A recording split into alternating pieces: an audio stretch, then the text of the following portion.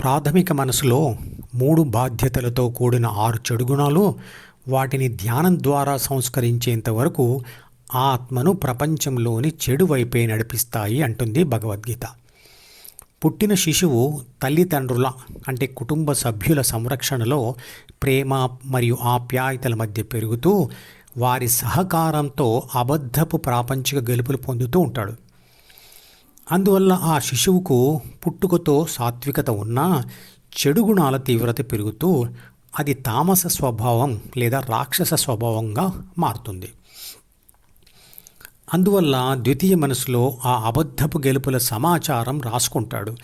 అదే తప్పులతో కూడిన చిన్నతనపు స్వభావం. అది వయసుతో గట్టిపడుతూ పోతుంది.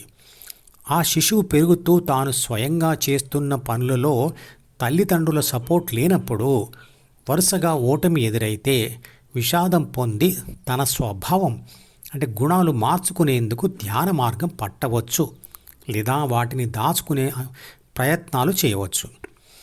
అదే సమాచారాన్ని ద్వితీయ మనసులో పెద్దరికపు స్వభావంగా రాసుకుంటాడు. ఈ రకంగా ప్రాపంచిక అనుభవాలతో గుణాలు తాత్కాలికంగా ప్రభావితం అవుతాయి. అలాగే ద్వితీయ మనసులో రాసుకునే సమాచారం ప్లస్ సూచనలు కూడా మారతాయి. చిన్నతనపు స్వభావం చెడు చేయమని ప్రోత్సహిస్తుంటే పెద్దరికంతో నేర్చుకున్న మంచి ఆలోచనలు చెడు చేయవద్దని ప్రాపంచిక ఆత్మను అడ్డుకుంటాయి. పెద్దరికపు స్వభావం ధ్యానం చేయమని ప్రోత్సహిస్తుంటే చిన్నతనపు స్వభావం ధ్యానం వద్దు అంటుంది. తల్లిదండ్రులు ఇద్దరు పొందిన అనేక ప్రాపంచిక అనుభవాలతో వారి పుట్టుకతో వచ్చిన బిలోని గుణాలు మాడ్యులేట్ లేదా ఎడిట్ లేదా మాడిఫై చేయబడతాయి లేదా మార్చబడతాయి. అలా అనుభవాల వల్ల మార్చబడిన వారిద్దరి గుణాలు కలిసిపోయి కొత్త రూపు పొంది వారి సంతానానికి ప్రాథమిక మనసుగా వస్తాయి. తల్లిదండ్రులకి పుట్టుకతో వచ్చిన గుణాలు వారి పూర్వీకుల నుండి వస్తాయి. ఈ విధంగా గుణాల మూలం కోసం వెతుకుతూ వెనక్కి పోతూ ఉంటే మొట్టమొదటి ఆదిమ జంట వరకు వెళ్ళాలి. ఇంకా గుణాల మూలం తెలుసుకోవాలనుకుంటే ఆ జంటను కూడా దాటి భూమి మీద ఏర్పడిన మొట్టమొదటి ఏకగణ జీవి అంటే బ్యాక్టీరియా వరకు వెళ్ళాలి. ఆ బ్యాక్టీరియా అనేది మొట్టమొదటి జీవి. అంటే మొట్టమొదటి ప్రాథమిక మనసుతో కూడిన శక్తి మరియు పదార్థాలతో పొందిన జన్మ. అంటే భూమి మీది మొట్టమొదటి ప్రాణి అయిన బ్యాక్టీరియా మన ప్రాథమిక మనసులోని 3 బాధ్యతలు మరియు 6 గుణాలకు మూలం.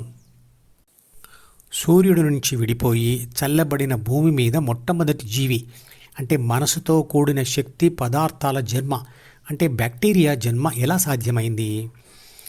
ప్రాణశక్తి మరియు ప్రాథమిక మనసు ఆవిర్భావానికి వాతావరణ ఒత్తిడి, గురుత్వాకర్షణ శక్తి, ఉష్ణశక్తి, విద్యుత్ శక్తి, అయస్కాంత శక్తి, అగ్నిపర్వతాల లావా, ఎన్నో రకాల మూలకాలు, ఉరుములు, మెరుపులు, అంతరిక్షం నుండి వచ్చిన ఎన్నో పదార్థాలు, ఆస్ట్రాయిడ్లు, భూకంపాలు, సముద్రాలు పొంగడం, ఇంకా ఎన్నో తెలియని శక్తులు మరియు పదార్థాలు కారణమయ్యాయి. అలా తొలి జీవిలో ఏర్పడిన ప్రాథమిక మనసులో ఆ జీవి శరీర నిర్మాణ నిర్వహణ వ్యవస్థ మరియు రక్షణ పోషణ పునరుత్పత్తి బాధ్యతలతో కూడిన గుణాలు ఏర్పడ్డాయి. అక్కడ నుండి ఆ జీవి కాలక్రమేణా పరిణామం చెందుతూ ఎన్నో జీవులు పుట్టాయి. ఇంకా ఆ సృష్టి క్రమం కొనసాగుతూనే ఉంది. భూమికి మూలం సూర్యుడు. శక్తి పదార్థాలతో కూడిన అంటే మనసు లేని జన్మ అయిన సూర్యుడికి మూలం శక్తి ప్లస్ పదార్థం. వాటికి మూలం విశ్వశక్తి. దానినే పరమాత్మ అంటాం. విశ్వశక్తి వల్లే విశ్వంలో నిరంతరంగా చలిస్తున్న పదార్థాలు, వాటిని చలింపచేసే శక్తులు ఏర్పడ్డాయి. భూమి, చంద్రుడు, సూర్యుడు, కోటాను కోట్ల నక్షత్రాలు, మిల్కీవేలు, నెబ్యులాలు, గెలాక్సీలు అన్నీ ఈ విశ్వశక్తి వల్ల వచ్చినవే. 118 పదార్థ మూలకాలు మరియు వాటి మిశ్రమాలు అన్నీ విశ్వశక్తి వల్లే వచ్చాయి. అలాగే విద్యుత్ శక్తి, అయస్కాంత శక్తి, గురుత్వాకర్షణ శక్తి, ఉష్ణశక్తి, గతిశక్తి, స్థితిశక్తి, పరమాణు శక్తి, ప్రాణశక్తి లేదా ఆత్మశక్తి ఇవన్నీ కూడా విశ్వశక్తి నుంచే వచ్చాయి. మధుపదం యూట్యూబ్ ఛానల్లోని ప్రతి వీడియోకి ఒక నెంబర్ ఇవ్వబడింది. 1వ నంబర్ వీడియో నుండి మొదలుపెట్టి వరుసగా చివరి వీడియో వరకు చూస్తేనే ఆత్మశాస్త్రం సంపూర్ణంగా అర్థమవుతుంది. ఈ వీడియో డిస్క్రిప్షన్లో ఉంచిన మధుపదం ప్లేలిస్ట్ లింక్ ద్వారా అన్ని వీడియోలు వరుసగా చూడవచ్చు.